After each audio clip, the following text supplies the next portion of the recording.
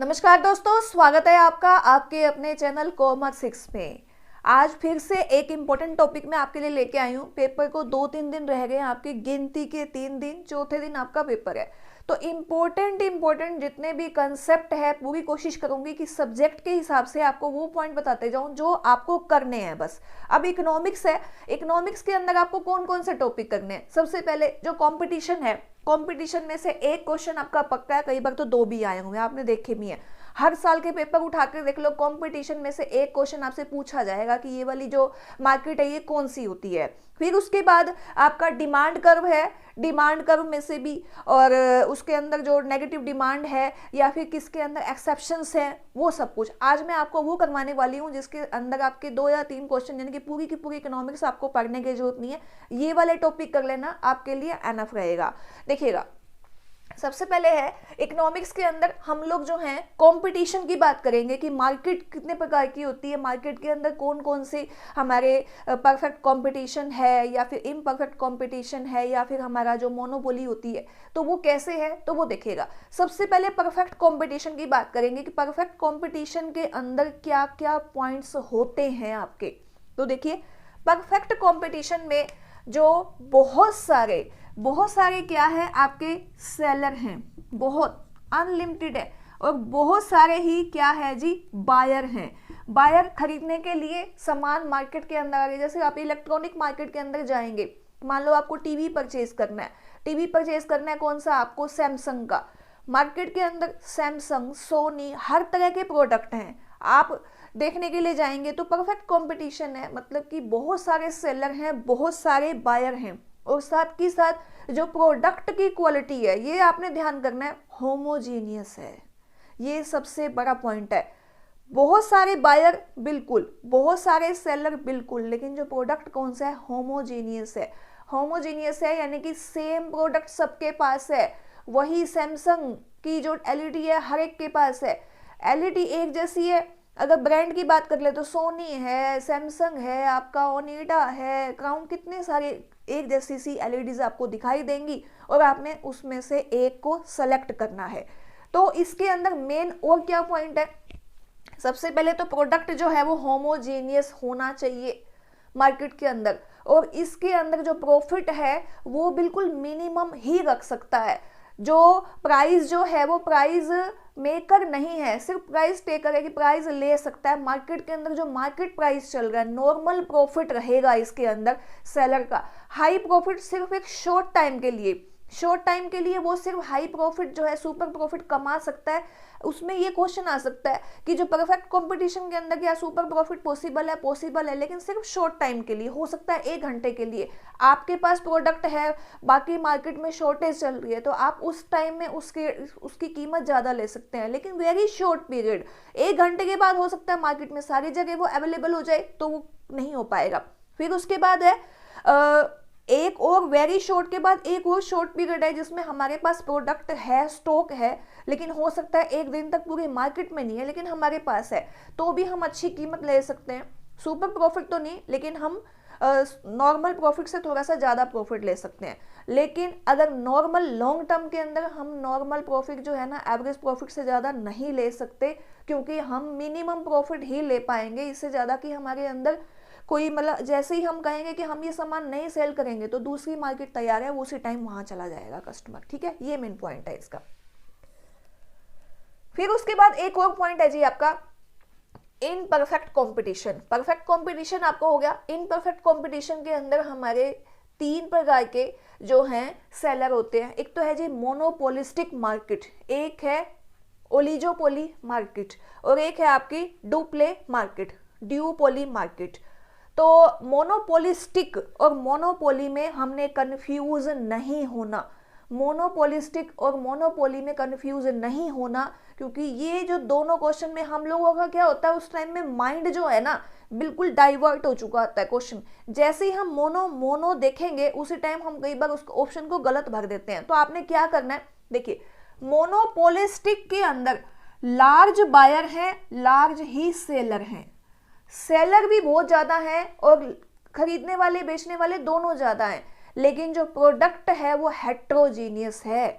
ये आपने ध्यान करना है कि प्रोडक्ट भी अलग अलग है, एक ऐसी मार्केट है जिसके अंदर बहुत सारा सामान बिक रहा है, अलग अलग वैरायटी का, बहुत सारे सेलर हैं, बहुत सारे परचेजर हैं, आप कुछ भी खरीदने जाओगे तो, लेकिन उसमें मोनोपोलिस्टिक है, मतलब कि ये नहीं है जैसे परफेक्ट कंपटीशन है, कोई भी आ सकता है, कोई भी जा सकता है, इसके अंदर भी कोई भी आ सकता है, कोई भी जा सकता है, यानी कि कितने भी फ्री एंट्री है, और इसके अंदर भी फ्री एंट्री है, कोई भी जो सेलर है मार्केट के अंदर कभी भी आ सकता है, कभी भी अपना छोड़ के जा सकता है, ये ध्यान करना है। फिर है ओलिगोपोली। ओलिगोपोली का मतलब क्या होता है कि बिल्कुल अल्पाधिकार, हिंदी में बोला जाएगा अल्पाधिकार, कि आप मार्केट के अंदर जब जाओगे तो कई बार क्या होता है कि कुछ सामान सिर्फ कुछ ही पर्सन्स के पास होता है। जैसे कि अभी कोरोना की बात करें तो मास्क अगर हमने लेना है तो सबके पास, अब तो खैर सबके पास ही है, अब तो ये वाला एग्जाम्पल शायद फिट नहीं बैठेगा क्योंकि हर जगह ही मिल रहा है, लेकिन कुछ सामान ऐसा होता है जिसके लिए स्पेशल एक अलग से मार्केट होगी, हमें उसको दूर से ही लेके आना पड़ेगा, हर जगह वो मार्केट के अंदर सामान अवेलेबल नहीं होता, लेकिन बायर बहुत होते हैं, उसे खरीदने के लिए जाते हैं, दूर दूर तक भी जाते हैं। जैसे कुछ सब्जियां हैं जो कि स्पेशल सीजन में आती हैं, लेकिन वो भी बड़े बड़े शॉपकीपर्स पे मिलती हैं, जनरली रेडी पे नहीं मिलती, तो लोग उसको खरीदने के लिए जाते हैं। और भी कुछ ऐसे प्रोडक्ट हैं जो जनरली मार्केट के अंदर नहीं है लेकिन उसकी डिमांड होती है, तो इसके अंदर सुपर प्रॉफिट होता है, बिल्कुल सुपर प्रॉफिट कमा सकते हैं, अल्पाधिकार है, बहुत कम जो सेलर हैं वो बेच रहे हैं, लेकिन बायर तो बहुत ज़्यादा है ना, तो वो अपनी कीमत जो है अपने हिसाब से उसको ले सकते हैं। तो ये ध्यान करना है, ओलिगोपोली के अंदर जो बायर हैं वो ज़्यादा हैं लेकिन सेलर जो हैं वो बिल्कुल कम होते हैं, और इसमें प्रॉफिट जो है वो ज़्यादा कमाया जा सकता है, सुपर प्रॉफिट कमाया जाता है, ये ध्यान करना। फिर है डिओपोली मार्केट। डिओपोली के अंदर दो ही सेलर हैं, गिनती के दो सेलर हैं और बायर बहुत हैं। जैसे होता है ना कि कोई एक ऐसा प्रोडक्ट है जिसको सिर्फ एक पर्सन तो नहीं बना रहा, दो ही पर्सन बना रहे हैं और इसके अलावा कोई बना ही नहीं रहा। जैसे अब तो बात करेंगे टीवी की बात कर लें, फ्रिज की बात करें, इलेक्ट्रिसिटी किसी भी मशीन की बात करें, तो बहुत सारा सामान ऐसा है जो पता नहीं कितने जो लोग बना रहे हैं। लेकिन पहले के टाइम में तो जैसे टीवी है, ओनिडा का टीवी आया करता था, कोई और ऐड थी नहीं, गोदरेज है, फ्रिज वगैरह गोदरेज ही बनाती थी। तो इस तरह से बहुत सारे ऐसे प्रोडक्ट भी होते हैं जिनके अंदर मार्केट के अंदर दो ही सेलर हैं, आपको वहीं जाना पड़ेगा, इसके अलावा आपको कहीं कुछ भी नहीं मिलेगा। तो ये क्या हो गया, दो सेलर। इसके अंदर भी प्रॉफिट जो है सुपर प्रॉफिट कमाया जा सकता है, क्योंकि जो कस्टमर हैं वो तो बहुत ज़्यादा है खरीदने के लिए, लेकिन जो सेलर दो ही हैं, तो मार्केट के अंदर जो बायर हैं वो कहाँ जाएंगे, इन दोनों के पास जाएंगे, एक के पास नहीं तो दूसरे के पास, दूसरे के पास नहीं तो एक के पास। कंपटीशन का तो कोई सवाल ही पैदा नहीं होता, क्योंकि बायर तो बहुत सारे हैं, सामान को वो जो है उनकी सप्लाई पूरी नहीं कर पाएंगे, दोनों के पास इतने ज़्यादा कस्टमर्स हैं। फिर आ गया जी आपका मोनोपोली। मोनोपोली मार्केट के बारे में एकाधिकार में कुछ खास बातें हैं कि एक ही हमारा सेलर है पूरे ऑल ओवर मार्केट के अंदर, एक सामान कहीं और मिल ही नहीं रहा। कई बार बुक्स का भी हो जाता है, जैसे अल्पाधिकार की बात करें तो कुछ बुक्स पर्टिकुलर कुछ सेंटर्स पर ही मिलती हैं, बाकी जगह नहीं मिलेंगी। और कोई ऐसी बुक भी हो सकती है जो एक ही जगह पे मिल रही है और कहीं मिल ही नहीं रही है, तो वो क्या है जी, हमारा मोनोपोली हो गई। और इसके अंदर जो सेलर है वो सुपर डुपर प्रॉफिट कमाता है, सुपर प्रॉफिट कमा सकता है, प्राइस टेकर है वो, प्राइस मेकर है, प्राइस जितना मर्जी ले सकता है वो, जो मार्केट के अंदर ट्रेंड चल रहा है वो जितना मर्जी प्राइस रखेगा उसके ऊपर सामान को बायर्स को खरीदना ही पड़ेगा, तो सुपर प्रॉफिट है। लेकिन क्या ये ऐसी अवस्था है कि लॉन्ग टाइम तक चले? नहीं, लॉन्ग टाइम के लिए मोनोपोली नहीं होती है। जैसे ही मोनोपोली के अंदर प्रॉफिट सुपर प्रॉफिट कमाएगा तो बाकी जो कॉम्पिटिटर हैं वो देखेंगे कि ये सामान जो अकेला ये बेच रहा है, इतना कमा रहा है, तो मार्केट के अंदर और लोग भी आ जाएंगे। पॉसिबल नहीं है, कहते तो यही है कि मोनोपोली मार्केट के अंदर जो बाकी जो कॉम्पिटिटर हैं वो आ नहीं सकते, नो एंट्री, क्योंकि जैसे ही कोई और आएगा तो मार्केट चेंज हो जाएगी। जैसे मान लो दो सेलर आ गए तो डिओपोली बन जाएगी, 3-4 आ गए तो ओलिगोपोली बन जाएगी, लेकिन जब तक वो एक है तब तक वो मोनोपोली रहेगी। लेकिन ये शॉर्ट टाइम के लिए होता है, लॉन्ग टाइम के लिए मोनोपोली नहीं रहती। अब बहुत ही कम ऐसा सामान आपने देखा होगा जो एक ही कोई कंपनी हो जो बना रही हो, ऐसी बहुत कम होती हैं। अगर आपको कोई लगता है तो आप अपने कमेंट दे सकते हैं कि पूरे ऑल ओवर इंडिया के अंदर एक सामान एक ही पर्सन बना रहा है, वो कोई बना ही नहीं रहा, तो आप अपने कमेंट दीजिएगा, ठीक है। तो ये आपका टॉपिक हो गया कंपटीशन का। अब मैं आपको एक और टॉपिक करवाऊंगी डिमांड कर्व का। इसमें से क्वेश्चन बहुत बार आया हुआ है। डिमांड जो मांग है, संकुंचन और मांग विस्तार, मांग कॉन्ट्रैक्शन और मांग का जो एक्सटेंशन है, डिमांड एक्सटेंशन, और एक आपका है जी इंक्रीज इन डिमांड और डिक्रीज इन डिमांड। तो वो दोनों एक बार देख लेते हैं कि सिंपल एक आपसे पूछ लिया जाएगा कि ड्यू टू प्राइस और ड्यू टू अदर रीजन, जो अगर जो हमारी डिमांड है वो इंक्रीज होती है या डिक्रीज होती है तो उसको हम लोग क्या बोलते हैं। तो ध्यान से समझिएगा, इसको काफी इंपॉर्टेंट है, कई बार पेपर में आया हुआ है। मैंने सिर्फ आपको वही मैं आपको करवा रही हूँ जो आपके पेपर के अंदर आए हुए हैं, एक्स्ट्रा इकोनॉमिक्स का और कोई खास टॉपिक मैं करवा नहीं रही, सिर्फ इसलिए कि अब तो आपके पास टाइम कम है, फुल रिवीजन का टाइम है, तो आप सिर्फ उतना करें जितना आपके पेपर के लिए रेलिवेंट रहेगा।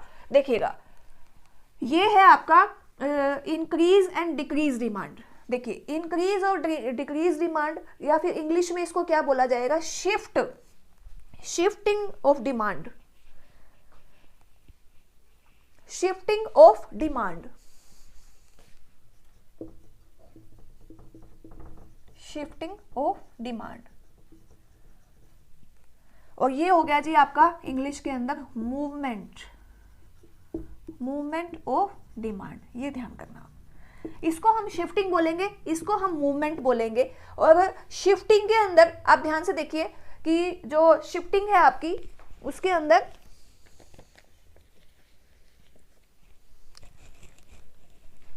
शिफ्टिंग के अंदर क्या कहा जाएगा, आपसे क्या पूछा जाएगा, कीमत के अलावा किसी और रीजन से अगर जो मांग है उसमें कमी होती है या फिर उसमें वृद्धि होती है, इंक्रीज और डिक्रीज, तो उसको क्या बोला जाएगा, तो उसको बोला जाएगा शिफ्टिंग ऑफ डिमांड। ये आपने ध्यान करना है, इंक्रीज या फिर डिक्रीज होना, इंक्रीज होना या फिर डिक्रीज होना, ये बोला जाएगा शिफ्टिंग ऑफ डिमांड।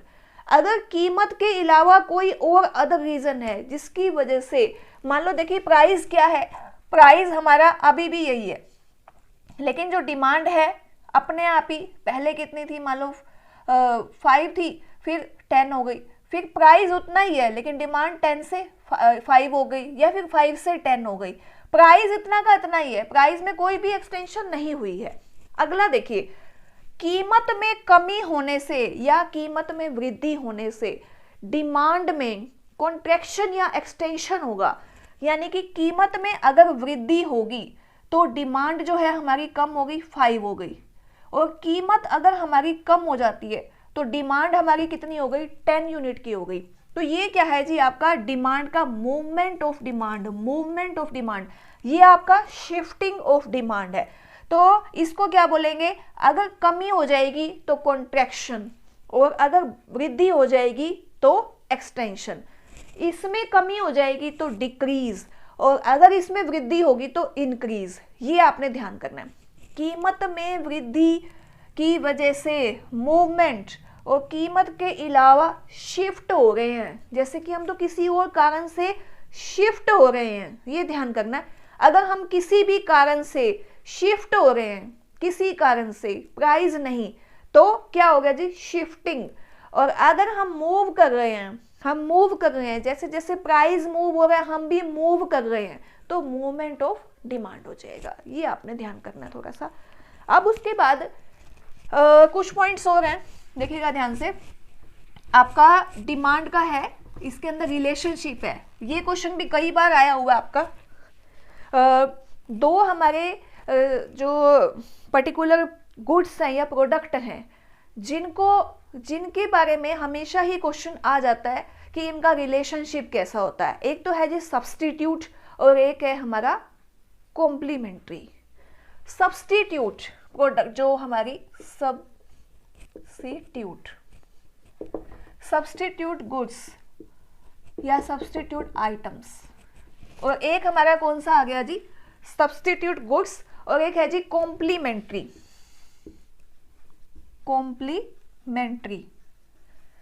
यानी कि एक दूसरे से पूरक होना, एक के साथ दूसरे का सामान पूरा होना। कार लेंगे तो पेट्रोल या फिर डीजल, उसके बाद पेट्रोल और डीजल हो गया। पेन लेंगे तो इंक भी चाहिएगी, पेन बिना इंक के नहीं चलेगा। अगर मान लो ये मार्कर है मेरा खत्म हो गया, मुझे इंक डालनी पड़ेगी। सब्स्टिट्यूट, टी का सब्स्टिट्यूट कॉफी, बिल्कुल है, टी का कॉफी है। तो ये देखिएगा सब्स्टिट्यूट का जो रिलेशनशिप है वो कैसा होता है, हमेशा पॉजिटिव रहेगा। जैसे ही चाय की कीमत, टी की कीमत जो है वो बढ़ गई, कॉफी की जो डिमांड है वो भी बढ़ जाएगी, यानी कि पॉजिटिव रिलेशनशिप रहेगा। ध्यान कीजिएगा इसको, पॉजिटिव। जैसे ही चाय की कीमत बढ़ी, कॉफी की पॉजिटिव होगी। तो क्वेश्चन क्या आएगा आपका कि सब्स्टिट्यूट जो गुड्स होती हैं उसके अंदर डिमांड कर्व का जो मतलब रिलेशनशिप होता है वो कैसा रहेगा आपका, तो वो पॉजिटिव रहेगा। जैसे एक प्रोडक्ट की कीमत दूसरे प्रोडक्ट के प्राइस से, एक प्रोडक्ट की जो डिमांड है दूसरे के कीमत के ऊपर डिपेंड करेगी, ये ध्यान करना है आपने। फिर है कॉम्प्लीमेंट्री गुड्स हो गई। कार की कीमत बढ़ी, लोगों ने कार लेनी शुरू कर दी, एकदम से पेट्रोल की कीमत बढ़ गई। लोगों ने कार लेना बंद कर दिया, पेट्रोल की कीमत कम हो गई। इलेक्ट्रॉनिक चीज़ों का संबंध, जैसे आजकल गाड़ियाँ इलेक्ट्रॉनिक आ गई हैं, व्हीकल इलेक्ट्रॉनिक आ गए, तो बिजली भी महंगी हो गई। गीज़र हैं इलेक्ट्रॉनिक की जगह, गैस गीज़र आने लग गए, गैस महंगी हो गई। तो ये सब चीज़ें जो हैं आपस में एक दूसरे के पूरक होती हैं, और एक दूसरे के पूरक होने से इनका जो रिलेशनशिप है वो क्या है, नेगेटिव होता है। नेगेटिव रिलेशनशिप है, ध्यान करना है आपने इसको। अब वो कैसे है देखिए, कार की कीमत बढ़ी, कार की कीमत बढ़ गई, कार की कीमत बढ़ गई, और पेट्रोल की कीमत भी, जो पेट्रोल की कीमत है वो भी बढ़ेगी। तो पेट्रोल की जो डिमांड है वो कम नहीं हो जाएगी फिर, क्योंकि लोग कार कम खरीदेंगे। कार कम खरीदेंगे तो पेट्रोल की कीमत बढ़ने के बाद भी क्या होगा, पेट्रोल की कीमत बढ़ने के बाद भी उसकी जो डिमांड है पेट्रोल की वो कम हो जाएगी। इस तरह से पेन की कीमत बढ़ गई तो इंक की डिमांड कम हो जाएगी। कार की कीमत बढ़ते ही पेट्रोल की डिमांड कम हो जाएगी, ये ध्यान करना है। इलेक्ट्रॉनिक सामान की कीमत बढ़ते ही बिजली की डिमांड कम हो जाएगी, लोग फिर यूज ही नहीं करेंगे उसको, ये सब होता है। ठीक है, तो नेगेटिव और पॉजिटिव। अब एक आ गया जी आपका एक्सेप्शनल्स, जो मांग वाला जो है आपका इंफीरियर गुड्स हैं, और आपके ये जो इनके ऊपर प्रभाव नहीं पड़ता। जो हमारा जो डिमांड कर्व है, देखिए डिमांड कर्व की बात करें तो डिमांड कर्व हमेशा ही हमारा क्या है, नेगेटिव होता है। जैसे जैसे हमारी वस्तुओं की कीमत जो है वो बढ़ती जाएगी तो डिमांड कम होती जाएगी, और जैसे ही कीमत कम होगी डिमांड बढ़ जाएगी। तो ये रिलेशनशिप हमेशा नेगेटिव होता है, नेगेटिव स्लोप होता है इसका, हमें पता है अच्छे से। लेकिन मांग कर्व के अपवाद क्या हैं, कौन कौन सी ऐसी एक्सेप्शंस हैं जिसकी वजह से जो मांग कर्व है, डिमांड बढ़ने पर भी उसकी जो मांग है वो कम नहीं होती, या फिर उसकी जो प्राइस जो है बढ़ जाए और साथ ही उसकी जो डिमांड है वो भी बढ़ती है। तो वो क्या है देखिएगा, सबसे पहले तो है जी हमारी जो पेरिशेबल गुड्स होती हैं, या फिर जो वेबलर गुड्स होती हैं, जो कि हमारी ये कह सकते हैं कि एक शान बढ़ाने वाली, जो हमारी प्रेस्टीजियस गुड्स होती हैं, लग्जरी गुड्स होती हैं। तो वो गुड्स क्या कहती हैं, वो कहती हैं कि जैसे ही कीमत बढ़ेगी आप और ज़्यादा लोग उसको खरीदते हैं, लोग उसको खरीदेंगे तो क्या होगा, जो अपवाद हो गया, कीमत तो बढ़ रही है लग्जरी गुड्स की। आज हम बात करते हैं गाड़ियों की कीमतें सचमुच बहुत बढ़ गई हैं, लेकिन क्या लोगों ने खरीदना कम किया, लोग और ज़्यादा खरीद रहे हैं। शोपीस वगैरह की कीमतें जो है वो बहुत ज़्यादा बढ़ती चली जा रही है, लेकिन लोग उसको ज़्यादा खरीदते हैं। किसी के घर में जाए लग्जरी आइटम बहुत ज़्यादा मिलेंगी आपको, कीमत ज़्यादा होती जा रही है लेकिन उसकी डिमांड बढ़ती जा रही है। आज मैरिज वगैरह पे काफ़ी डेकोरेशन का सामान जो आज और महंगा होता जा रहा है, तो लेकिन उसकी डिमांड भी बढ़ती जा रही है। तो ये किस लिए, कि अपनी अमीरी को दिखाने के लिए कि हम तो महंगा सामान खरीदते हैं, हम तो ये चीज़ों को ध्यान में रखते हैं। तो इसके ऊपर जो डिमांड कर्व है वो नहीं चलेगा लग्जरी गुड्स के ऊपर। फिर है इन्फीरियर गुड्स। इन्फीरियर गुड्स का इनकम के साथ इफेक्ट होता है कि जैसे ही हमारी इनकम बढ़ती है, तो हमारी जो इनकम बढ़ेगी तो हम जो इन्फीरियर गुड्स हैं उनको लेना कम कर देते हैं। इन्फीरियर गुड्स या फिर गिफन गुड्स भी बोला जाता है, घटिया सामान। जैसे ही हमारी कीमत बढ़ी, हमने जो हमारी इनकम बढ़ गई तो हमने क्या है, घटिया सामान लेना बिल्कुल बंद कर दिया कि अब नहीं, अब हमारा लेवल बढ़ चुका है, हम तो बहुत ज़्यादा हाई फाई हो गए हैं, तो उनके ऊपर भी ये जो डिमांड कर्व है वो लागू नहीं होता। फिर कुछ सामान हमारा नेसेसरी होता है, बिल्कुल नेसेसरी सामान है, जैसे कि आपका साल्ट है। साल्ट की कीमत 10 रुपये से 70 रुपये पैकेट तक पहुंच चुकी है, लेकिन क्या हम लोगों ने नमक खाना बंद कर दिया? नहीं। मैच बॉक्स है, मैच बॉक्स आपका 25 पैसे से 1 रुपये का पहुंच गया, क्या हमने उसको यूज करना बंद कर दिया? जितना पहले करते थे उतना ही करते हैं। तो जो नेसेसरी आइटम्स हैं उनका कीमत के बढ़ने से डिमांड में कोई इफेक्ट नहीं पड़ेगा। फिर होता है इल्यूजन। इल्यूजन क्या होता है? भ्रम।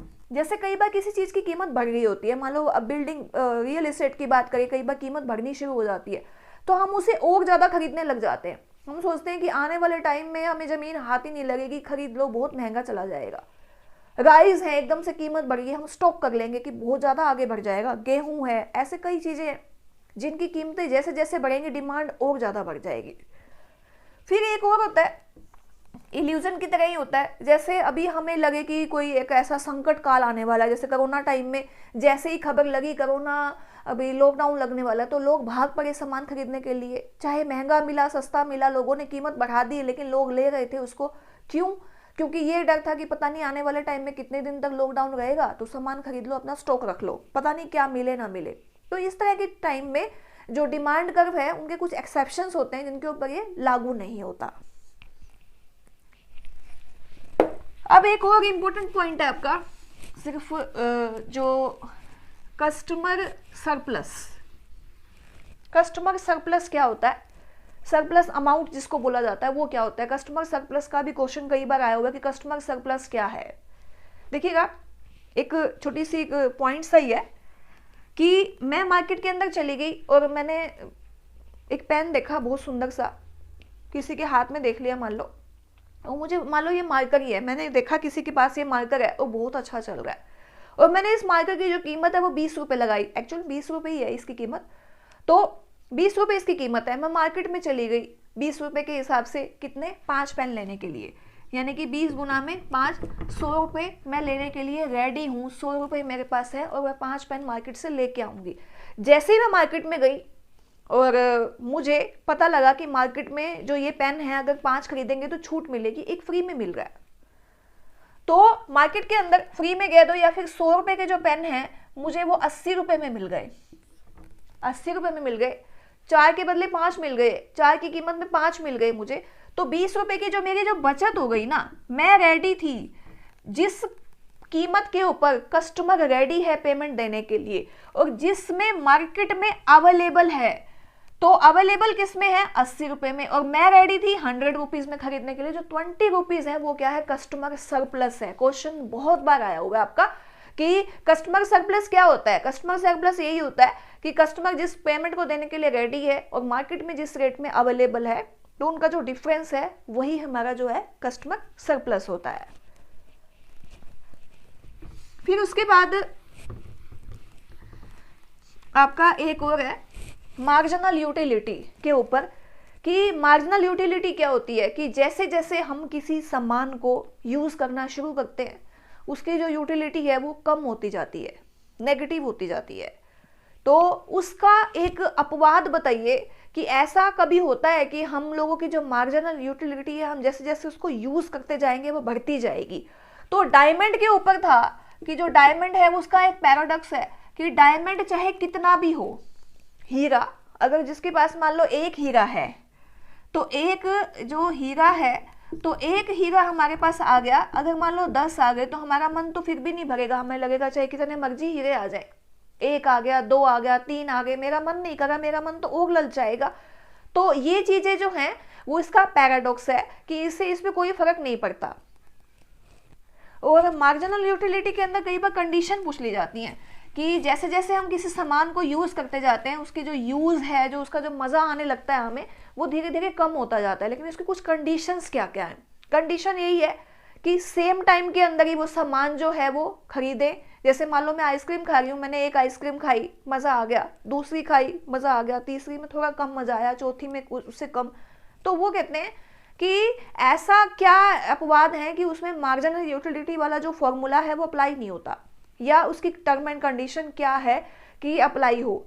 तो वो है कि जैसे मान लो कि जो कंडीशन क्या है कि सेम टाइम में होना चाहिए, गैप नहीं होना चाहिए।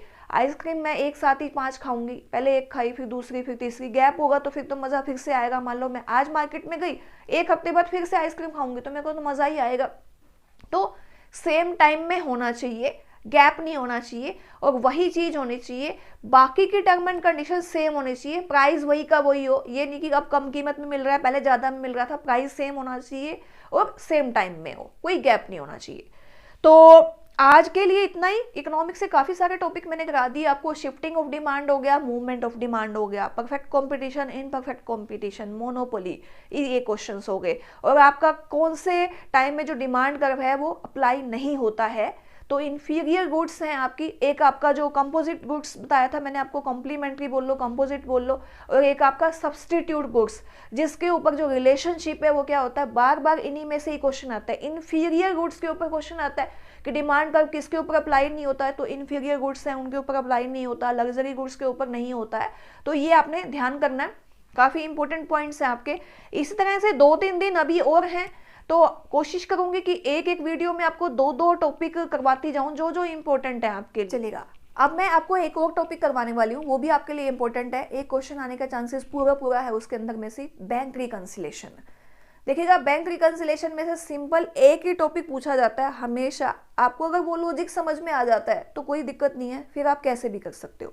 देखिएगा, इसके अंदर ऐड और लेस की कुछ आइटम्स हैं, वो देख लो, और किस में क्या ऐड होगा किस में क्या लेस होगा आपने वो ध्यान करना है। तो देखिएगा, एक हमारा ऐड हो गया जी और एक हमारा लेस हो गया। बैंक रिकंसिलेशन क्या होता है कि जब हमारी जो कैश बुक है, जो हमने अपने घर पे पासबुक जो बैंक की एंट्रीज कर रखी है कैश बुक में, वो एंट्री का जो बैलेंस है वो किससे मैच होना चाहिए, हमारा बैंक की पासबुक से मैच होना चाहिए जो बैंक के पास है। अगर उसमें कुछ भी डिफरेंस आता है तो हम रिकंसिलेशन करते हैं। रिकंसिलेशन हमें करना जरूरी होता है कि कोई ऐसी एंट्री तो नहीं है जो स्किप हो गई हो, कभी कुछ ऐसा तो नहीं कि जब बाद में पता लगे कि ये तो चेक लगा ही नहीं, रह गया और हम बैलेंस लगा के बैठे हों। तो उसके लिए हम लोग क्या करते हैं, बैंक रिकंसिलेशन करते हैं। तो बैंक रिकंसिलेशन के लिए आपसे 2 पॉइंट के अंदर क्वेश्चन आएगा, आपने वहीं पर ही आप लोग कंफ्यूज हो जाते हो। देखिएगा कि या तो आपसे एज पर बैलेंस पूछेगा कैश बुक, या फिर वो बैलेंस पूछेगा एज पर पासबुक। ध्यान करना है आपने, as per passbook. As per cash book या तो बैलेंस होगा आपका क्रेडिट में या फिर होगा डेबिट में, ऐसे ही पासबुक में या फिर आपका क्रेडिट में होगा या फिर आपका डेबिट में होगा। अगर आपका पासबुक के कैश बुक के अंदर बैलेंस क्रेडिट में दिया हुआ है, अगर आपका पासबुक में क्रेडिट में दिया हुआ है, ऐड, और ये हो गया जी आपका लेस। तो अगर आपका बैलेंस क्रेडिट में दिया हुआ है तो आपने उसको माइनस साइड में, लेस साइड में दिखा देना है, और अगर आपका डेबिट में दिया हुआ है तो आपने प्लस साइड में दिखा देना है। ये डेबिट बैलेंस हो गया जी, ये आपका क्रेडिट बैलेंस हो गया, ये आपने ध्यान करना है। और जो आइटम नॉर्मली आप ऐड करते हो वही ऐड करोगे, मैं बताऊंगी आपको, और जो नॉर्मली लेस करते हो वही लेस करोगे। सिंपल सा फंडा देखो, अगर जैसे कि cheque presented but not cleared, cheque presented for collection. अगर कलेक्शन के लिए आपके क्या है जी, चेक हमने लगाए, कलेक्शन के लिए हमारे पास लोगों ने चेक दे रखे हैं और हमने लगा दिए और हमने अपने बैंक का बैलेंस बढ़ा दिया, लेकिन वो अब तक भी बैंक में प्रेजेंट नहीं हुए, क्लियर नहीं हुए, प्रेजेंट लेकिन वो क्लियर नहीं हुए हैं, तो हम उसको माइनस करेंगे। ये आपने ध्यान करना है। बैंक ने कोई भी चार्ज लगा दिया माइनस होगा, बैलेंस माइनस हो जाएगा। बैंक ने कोई भी आपको SMS चार्ज लगाया, कोई भी चार्ज लगाया, आपका माइनस होगा। बैंक ने कोई भी आपके नाम की पेमेंट कर दी, माइनस होगा। ये आपने ध्यान करना है, ये आपका माइनस होगा। अब उसके बाद ऐड क्या होगा, फिर बैंक ने आपको इंटरेस्ट दिया, आपका ऐड होगा। आपने कोई भी किसी को चेक इशू किया, check issued but not presented, अभी तक वो प्रेजेंट ही नहीं हुआ लेकिन आपने माइनस कर दिया था, ऐड हो जाएगा। आपको कोई डिविडेंड किसी कंपनी से मिला, कोई आपको किसी ने इंटरेस्ट दिया, कोई आपकी कोई पेमेंट जमा करवा गया डायरेक्ट, तो आपका प्लस होगा। ये आपको आता है, यही फंडा है इसका कि जो बैंक चार्ज लगाएगा लेस होगा। Check issued but not presented, check issued for collection, मतलब कि कलेक्शन के लिए गए हैं लेकिन अभी तक भी हमारे क्लियर नहीं हुए, माइनस कर देंगे। चेक हमने इशू कर दिए लेकिन अभी तक प्रेजेंट नहीं हुए, हम उसको प्लस कर देंगे। बैंक कोई इंटरेस्ट लगा रहा है, प्लस करेंगे। बैंक ने कोई भी चार्ज लगाया, माइनस कर देंगे। बैंक ने कोई पेमेंट करी, लेस कर देंगे। बैंक से हमें कोई पेमेंट मिली, ऐड कर देंगे। ये है इसका फंडा। ये है अगर आपकी कैश बुक के हिसाब से डेबिट या क्रेडिट बैलेंस होगा, क्रेडिट होगा तो माइनस में कर देना है, डेबिट होगा तो प्लस में। लेकिन हम कंफ्यूज कहाँ होते हैं, जब क्वेश्चन के अंदर आ जाए कि as per balance passbook, as per passbook का बैलेंस, तो चाहे वो डेबिट है या क्रेडिट है, तो आपने क्या करना है, अगर क्रेडिट है तो वही एंट्री आपकी माइनस में हो जाएगी, अगर आपका डेबिट है तो प्लस में हो जाएगी। यहाँ तक कोई दिक्कत नहीं है। लेकिन अगर पासबुक के हिसाब से जितनी भी एंट्रीज हैं आपकी, पासबुक के हिसाब से लिखा हुआ है, तो जो एंट्री मैंने अभी आपको प्लस वाली करवाई है वो आप माइनस कर दोगे, और जो मैंने आपको माइनस वाली बताई है वो प्लस कर दोगे। बस यही फंडा है और कुछ नहीं है। बैंक रिकंसिलिएशन में एक नंबर आपका पक्का है। बस आपने यही ध्यान करना है कि बैलेंस कैसा पूछा जा रहा है, एज पर कैश बुक या फिर as per passbook. Cash book में डेबिट और क्रेडिट का ध्यान करना, अगर बैंक ओवरड्राफ्ट है या फिर क्रेडिट बैलेंस है तो आपका माइनस में आएगा, डेबिट है तो डेबिट में। और अगर आपका पासबुक के हिसाब से डेबिट है या क्रेडिट है, आपने रिवर्स एंट्री करनी है, एंट्री रिवर्स करनी है, ये आपने ध्यान करना है। बाकी क्वेश्चन आपका गलत नहीं होने वाला। तो उम्मीद करती हूँ मेरी वीडियो आपको पसंद आई होगी। मैंने कोशिश की है कि 2 टॉपिक आपको करवा दूं मैं, ताकि टाइम कम है, उसी टाइम के हिसाब से देखते हुए ही कि अब जो इम्पोर्टेंट है बस वही करना है। अब ज़्यादा लंबा खींचने का तो टाइम रहा नहीं है। तैयारी कीजिए, फुल बढ़िया तैयारी कीजिए। अभी भी 2-3 दिन है, अभी भी कोशिश करेंगे तो आपका एस्टेट 100% क्लियर होगा। चलिए मिलते हैं अगली वीडियो में। Thank you.